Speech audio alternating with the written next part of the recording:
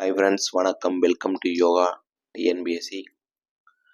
எல்லாம் பரபரப்பாக படிக்க ஆரம்பிச்சிட்டிங்க 2025 குரூப் 4க்காக. ஓகே, நம்ம ஒன் பை ஒன்னாக உங்களுடைய வெற்றிக்கு என்னென்ன மெத்தடு யூஸ் பண்ணால் இதெல்லாம் செட் ஆகுமா, இதெல்லாம் ஆகாதா அப்படின்னு சொல்லிட்டு ப்ராக்டிக்கலாக உங்களுக்கு என்ன விஷயம் தேவையோ அதைத்தான் தொடர்ச்சியாக கொடுக்குறோம். ஸோ தொடர்ந்து சேனலை விசிட் பண்ணாதவங்க கண்டிப்பாக பாருங்கள், கண்டிப்பாக உங்களுக்கு யூஸ்ஃபுல்லாக இருக்கும். இப்போ ஒரு புதுசாக வர ஆஸ்பிரண்ட் அவருக்கு நிறைய கன்ஃபியூஷன் இருக்கும். நிறைய கன்ஃபியூஷன் இருக்கும். இந்த கன்ஃபியூஷனுக்கான விளக்கம் கொஞ்சம் கொஞ்சமாக அவர் படிச்சுட்டு வரும்போதே தான் அந்த கன்ஃபியூஷன் கிளியர் ஆகும். ஏன்னா ஸ்டார்டிங் நிறைய கன்ஃபியூஷனில் வருவாங்க. மொதல் கன்ஃபியூஷன் 20 லட்சம் பேர் எழுதுறக்கூடிய எக்ஸாமினேஷன் நமக்கு கிடைக்குமா, ஒன்று. ரெண்டாவது விஷயம் போட்டி ரொம்ப கடுமையாயிருச்சு, நான் படிக்கிறது கொஸ்டின் நமக்கு வந்துருமா, உண்மையிலே வந்துருமா, சிலபஸில் தான் கேட்குறாங்களான்னு சொல்லிட்டு ரெண்டாவது மெயின் தாட்டு இது வரும். ஓகேங்களா? இதெல்லாம் எப்படி ஓவர் கம் பண்ணுறது? அன்றாடம் உங்களுக்கு என்னதான் வேலை, ஒரு குரூப் 4 கிளியர் பண்ணுறதுக்கு அன்றாடம் உங்களுக்கு ஷெட்யூல் போட்டு படிக்கிற ஸ்டூடெண்ட்ஸ் அன்றாடம் இவ்வளவு நம்ம கவர் பண்ணால் நம்ம கண்டிப்பாக வரக்கூடிய தேர்வில் கிளியர் பண்ணலான்னு ஒரு ஸ்ட்ராட்டஜி இருக்கும்ல. ஸோ அதைத்தான் பேச போகிறோம்.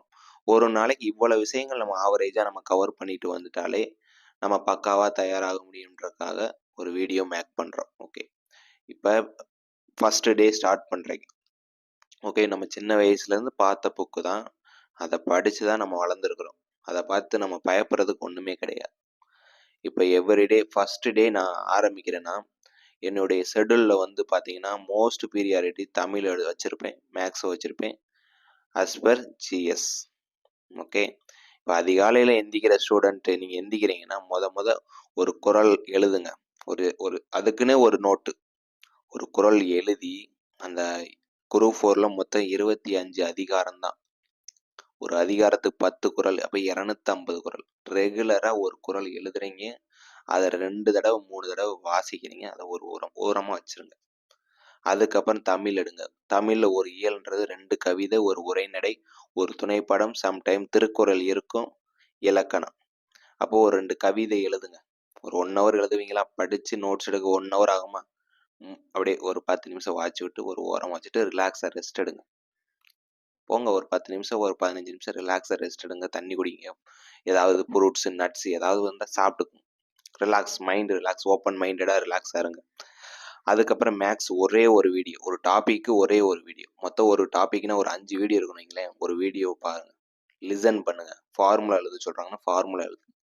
முதல்ல அந்த முடிஞ்செல்லாம் அந்த வீடியோ பார்த்து நல்லா நோட்ஸ் எடுக்க அவங்க மேக்ஸில் எதை நோட் பண்ண சொல்கிறாங்களோ தயவு செய்து நோட் பண்ணு. அதை ரிப்பீட்டடாக நம்ம ப்ராக்டிஸ் பண்ணுவோம். ஒரு நாளைக்கு ஒரு வீடியோ பார்த்து முடிச்சிங்க, அதுக்கு ஒரு 1 ஹவர் முடிஞ்சு. ஓகே, அடுத்து ரிலாக்ஸாக ஒரு சாப்பாடு, காலை சாப்பாடை முடிச்சுட்டு அதுக்கப்புறம் ஒரு ஜென்ரல் ஸ்டடீஸை தூக்குங்க. ஒரு 1 ஹவர் பொறுமையாக, அது சின்ன படமாகவே இருக்கட்டும், பொறுமையாக ஒரு 1 ஹவர் நல்லா பொறுமையாக வாசிங்க. செல்ஃப் அனலைஸ் பண்ணுங்க. டைரக்ட் இல்லை சார், வீடியோ கிளாஸ் பார்த்தா தான் எனக்கு புரியும், அதுக்கப்புறம் நான் வாட்ச் விட்டுக்கிறேன்னா வீடியோ கிளாஸ் செல்லில் ஆன் பண்ணிவிட்டு அப்படியே புத்தகத்தை வச்சுக்கிட்டு அண்டர்லைன் பண்ணுங்க. அதுக்கப்புறம் ஃபர்தராக எது தேவை எது தேவையில்லாத ஒரு ஷார்ட் அண்ட் ஸ்வீட்டாக நோட்ஸ் எடுங்க. ஜென்ரல் ஸ்டடீஸ் முடிஞ்சு மறுபடியும் ஒரு லஞ்சை முடிச்சுட்டு மறுபடியும் தமிழ் பெண்டிங் இருக்குல்ல, ஒரு உரைநடை, ஒரு துணைப்பாடத்தை முடிச்சுட்டு ஈவினிங் போல் ரிலாக்ஸாக குளிச்சுட்டு ஒரு இலக்கணத்தை முடிச்சிட்டிங்கன்னா அன்னைக்கு நாள் முடிஞ்சு. அப்போ காலையில் திருக்குறள் ஆரம்பிக்கிறீங்க, அதுக்கப்புறம் தமிழ் போர்ஷன் கவர் பண்ணுறீங்க, அடுத்து மேக்ஸ் ஒரே ஒரு வீடியோ பார்க்குறீங்க, ஃபைனலாக ஜென்ரல் ஸ்டடீஸ் பார்க்குறீங்க, திரும்ப ரிப்பீட்டடாக தமிழை வச்சு முடிச்சுட்டு அன்னைக்கு தூங்குறதுக்கு ஒரு 1 ஹவர் முன்னாடி அதை ஓரளவு கிளான்ஸ் விட்டுருங்க. நோட்டு தானே, ஓரளவு கிளான்ஸ் விட்டுருங்க, வாட்சுருங்க. ஏன்னா நம்மளுடைய பிளானை பொறுத்தல வாரத்துக்கு 5 நாள் படிக்கிறீங்க, 2 நாள் ரிவிஷன். ஸோ இப்படித்தான் நான் ஷெட்யூல் போட சொல்லியிருக்கேன். 5 நாள் ஷெட்யூல், 2 நாள் அதை ரிவிஷன். அப்போ இந்த ஃபார்மேட்டில் போனால் படிக்கிற நேரத்திலேயே ரிவிஷனை கொஞ்சம் கொஞ்சமாக கவர் பண்ணிட்டு வந்துடுறேன். ஓகேங்களா? அப்போ அஸ் பர் ஷெட்யூலில் இதுதான். இதை நீ கன்சிஸ்டன்ஸாகவே ஒரு 6 மந்த்தோ ஒரு 4 மந்த்தோ ஃபாலோ பண்ணிட்டா ஒரு 50% சிலபஸ் ஓவர். நீ படிச்சு முடிக்கிறதுக்கு முன்னாடியே நீ என்ன பண்றன்னா நிறைய கன்ஃபியூஷன் ஆகுற. நீ படிச்சா ஏன் கன்ஃபியூஷன் வருது? நீ ஓரளவு 60% 70% புரட்டி முடிச்சுட்டு ஒரு கொஸ்டின், ஒரு ப்ரீவியஸ் இயர் கொஸ்டின், உதாரணத்துக்கு 2024 நடந்த குரூப் 4 நீ எடுத்து வச்சு முன்னாடி பார்த்தீன்னா ஒரு 150 கேள்வி, ஏன் ஒரு 140 கேள்வி குறையாம உனக்கு தெரிஞ்சிருக்கும். ஏன்னா நீ படிச்சிருக்க, ரிவிஷன் பண்ணியிருக்க. எதுவுமே படிக்காம டைரக்டா கொஸ்டினை பார்க்கும்போது அது அவுட் ஆஃப் சோர்ஸ்ல இருந்து தான் கேட்டிருக்க மாதிரி தெரியும்.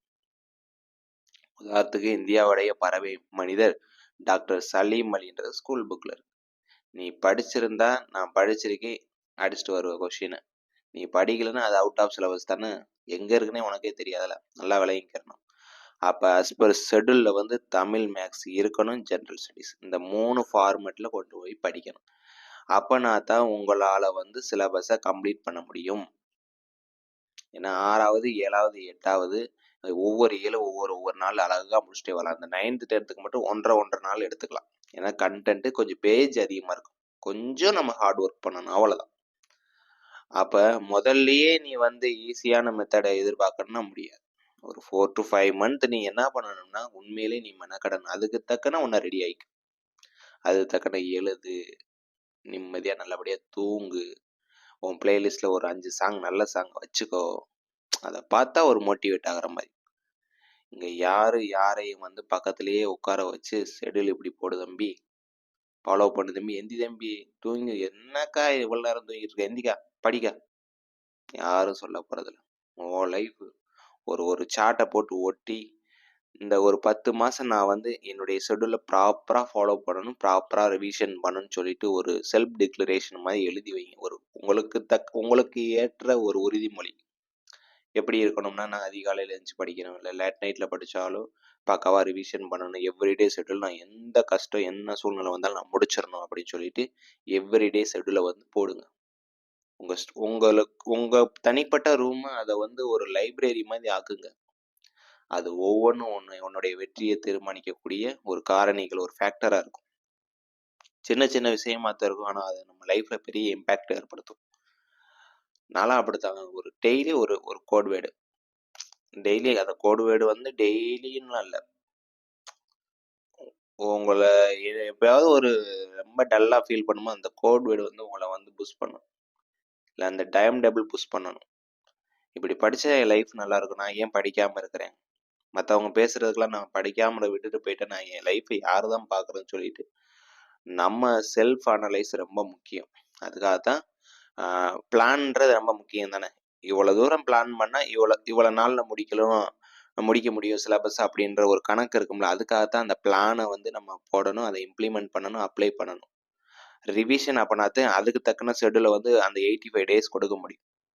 நீ ஒரு 6 to 8 month வந்து சாலிடாக ஒரு 10 மாதம் நம்ம பிளான் பண்ணியிருந்தோமா, வாரம் 5 நாள் பிளான் பண்ணி படிக்கிற.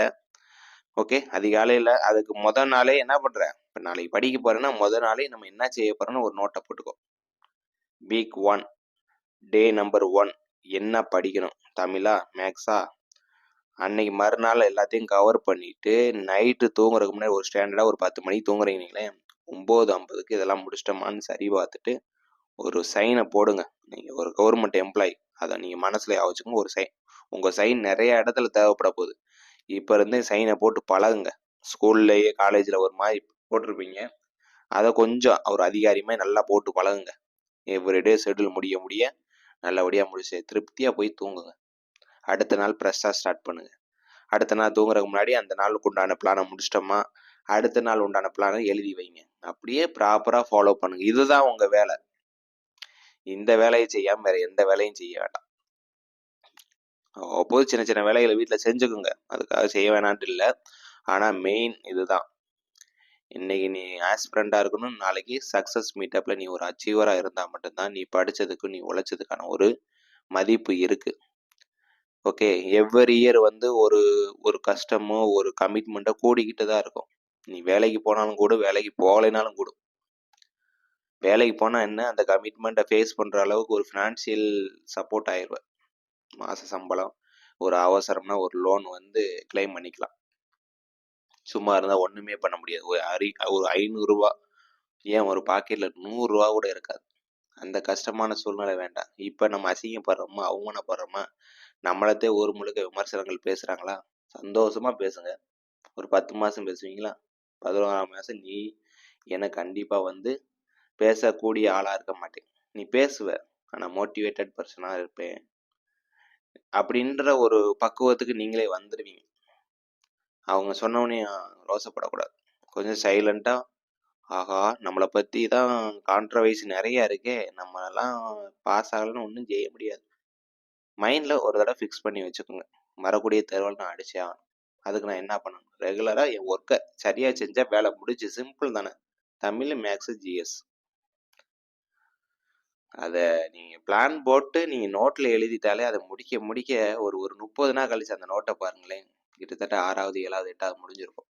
ஒரு வாரத்துல 5 ஜிஎஸ் லெசன்னா மாசத்துக்கு 20 ஜிஎஸ் லெசன் முடிஞ்சிருக்கும். அப்ப முடிக்க முடிக்க தானே ஒரு கான்ஃபிடென்ட் லெவல் ஹை ஆகும். புரியுதுங்களா நான் சொல்றது? எவ்ரிடே பிளான் பண்ணுங்க. அத பிளான பக்காவா முடிங்க. எவ்வளவு பெரிய பிரச்சனைகள் வந்தாலும் அந்த பிளான முடிங்க. ஒரு ப்ராப்ளம் வருதுன்னா, இப்போதைக்கு நீங்க ஆஸ்பிரண்ட் அத வந்து சொல்யூஷன் குடுக்க முடியாது. சொல்யூஷன் குடுக்க ட்ரை பண்ணாதீங்க. ஒண்ணுமே பண்ண முடியாது.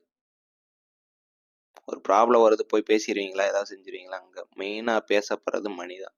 பணம் தான். அதுக்கான உழைப்ப போட்டீங்கன்னா, நீங்க கவர்மெண்ட் எம்ப்ளாயில நல்ல சேலரிய வாங்குவீங்க. லைஃப்ப பீஸ்ஃபுல்லா கொண்டு போலாம். பிரச்சனையே இருந்தாலும், ஒரு கவர்மெண்ட் எம்ப்ளாயியா வரும்போது அத ஃபேஸ் பண்றதுக்கான ஒரு ஸ்ட்ராட்டஜி உனக்கு இவ்வளவு ஸ்ட்ராட்டஜி போற உன் லைஃப் ஸ்ட்ராட்டஜி போட மாட்டியா? So thank you to all. நல்லா படிங்க. அ பெர் டே ஷெட்யூல போட்டு அன்னைக்கு நாளே முடிங்க. பெண்டிங் இருந்தாலும் ஓரளவு பெண்டிங் இருக்கணும். அத வந்து அந்த வீக்லி அந்த எண்டு 2 நாள் ரிவிஷன் வரும் பார்த்தீங்களா, அதிலேயே முடிக்கிற மாரி பெண்டிங் இருக்கணும். பெண்டிங் வச்சுக்கிட்டே இருந்தா கண்டிப்பா அது ஒரு பெரிய தலைவலி ஆயிரும். ஓகே. ஓகே. அடுத்த வீடியோல சந்திக்கலாம். நல்லா படிங்க. எவ்ரிடே வந்து யோகா டிஎன்பிசி உங்களுடைய வெற்றிக்கான ஒவ்வொரு விஷயங்களையும் பதிவு பண்ணிட்டு இருக்கோம். ஸோ யூஸ்ஃபுல்லா இருந்தா பாருங்க. Thank you so much. அடுத்த வீடியோல சந்திக்கலாம். நன்றி.